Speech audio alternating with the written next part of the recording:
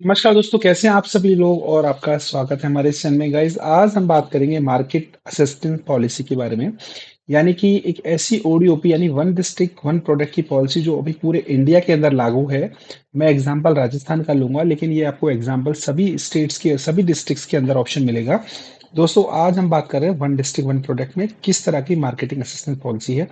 दोस्तों, इस पॉलिसी को अगर आप चाहें तो किसी भी स्टेट की किसी भी डिस्ट्रिक्ट में आप चेक कर सकते हैं। ऑलमोस्ट ये सेम पॉलिसी है, क्योंकि यह सेंट्रल से दी हुई पॉलिसी है और इसी के अंडर में इस स्कीम का बेनिफिट दिया जाएगा। दोस्तों, मेरे कॉन्टैक्ट नंबर दिए हुए हैं, किसी प्रकार का कोई क्वेरी हो तो आप इसमें क्वेरी कर सकते हैं, बता सकते हैं। तो शुरू करते हैं दोस्तों। सबसे पहले बात करते हैं पॉलिसी के ऑब्जेक्टिव्स की। तो दोस्तों, वन डिस्ट्रिक्ट वन प्रोडक्ट के अंदर जो गवर्नमेंट का इनिशिएटिव है, यानी ये पॉलिसी लाई गई है, उसका सबसे बड़ा जो कारण है वो है कि आपकी जो आउटरीच है मार्केट की, उसको एनहांस करना और आपको अपने प्रोडक्ट को प्रमोट करना। जिस कारण से साथ में बात करें तो फेयर प्राइसिंग मैकेनिज्म, यानी कि जो भी इसके फेयर प्राइसेस हैं, उनको प्रॉपर्ली उसको सिस्टम या चैनल के अंदर लेके आना और उस मार्केट की एक्सेसिबिलिटी को बढ़ाना। दोस्तों, इस स्कीम की जो टाइमलाइन है वो 31 मार्च 2029 तक की है, यानी इसकी इनकी अवेलेबिलिटी है। आप इसे इस दिन तक भी अप्लाई कर सकते हैं।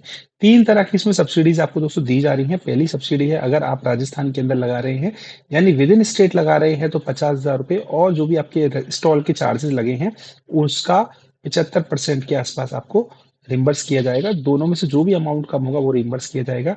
और ये up to 3 event per year, यानी कि 3 इवेंट आप एक साल में क्लेम कर सकते हैं।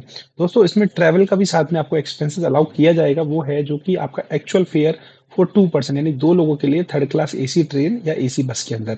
दोस्तों, अगर आप बात करते हैं इंडिया के अंदर, यानी कि किसी दूसरे स्टेट में लगा रहे हैं, चाहे अगर एग्जाम्पल आप एमपी से हैं, तो अगर एमपी में क्लेम करते हैं तो 50,000, लेकिन अब एमपी के बाहर जाके काम कर रहे हैं तो 1.5 लाख रुपए तक का आप इसमें अमाउंट क्लेम कर सकते हैं।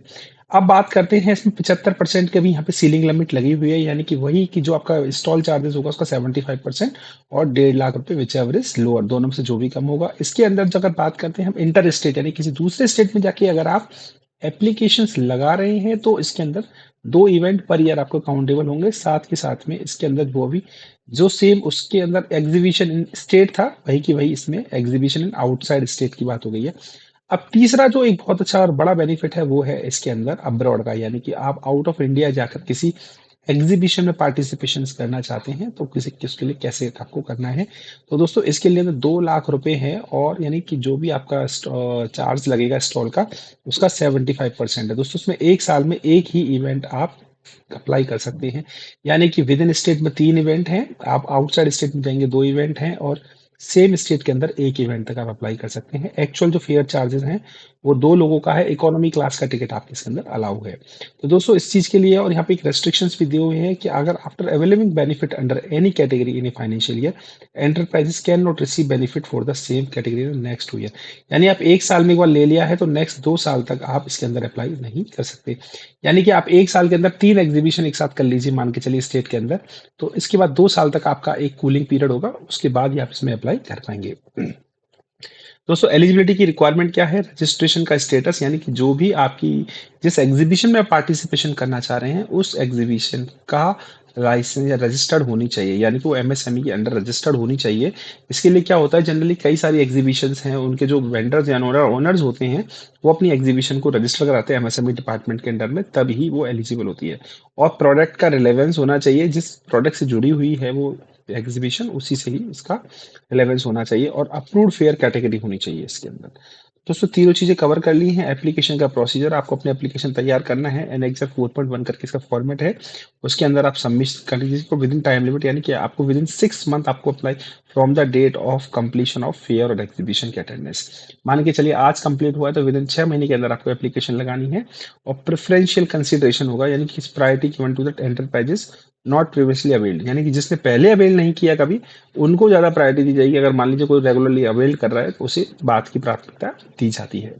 अप्रूवल का मैकेनिज्म है, इनिशियल इवैल्यूएशन है, कमेटी का रिव्यू है। रिव्यू के लिए district level task force committee है, वहां पे रिव्यू के लिए जाती है, और वहां से अप्रूवल होके आपको जो कंफर्मेशन लेटर है, जो जीएम है डीआईसी के, वो आपको इसे इशू कर देते हैं। अगली बात करते हैं डिस्ट्रिक्ट लेवल कमेटी जो टास्क फोर्स कमेटी है, उसके अंदर कौन-कौन है? उसके अंदर कलेक्टर हो गए, कोर मेंबर हैं और सपोर्टिंग के जो मेंबर्स हैं, वो भी इसके अंदर कंसीडर किए जाते हैं। अब दोस्तों इसके अंदर फंड डिसबर्समेंट है तो आपका जो भी आपको डॉक्यूमेंट क्या-क्या रिक्वायरमेंट है पहले इसकी बात कर लेते हैं।